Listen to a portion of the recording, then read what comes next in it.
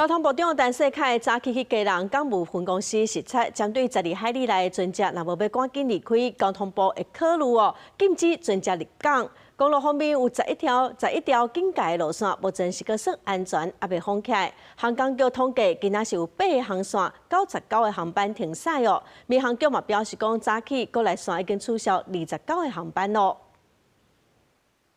为了掌握风台敢未造成影响，交通部长陈世凯拜二去基隆港监控中心来视察，了解港口敢是有做好影响风台的准备。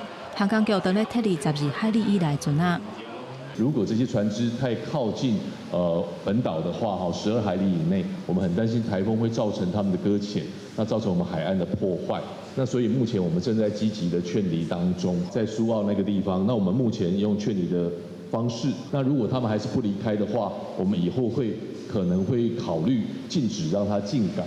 防风风台内，毋但交通严格戒备，基隆的民间油田管理公司神经嘛加真严。风台就伫要来，基隆八斗啊油艇码头有真侪船仔，拢已经提早用吊车吊起来岸边。若无吊起来的船仔，除了加绑索啊，会固定，嘛有派人定时去巡逻。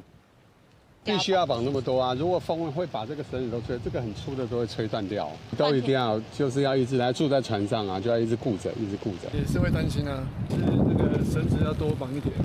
交通的部分，根据航港局的统计，11拢总有8条航线，99个飞行机抓停飞。民航局表示，到11早起10点为止，国内线的飞行机有29班取消，2班满分；国际线甲2环航线有6班取消。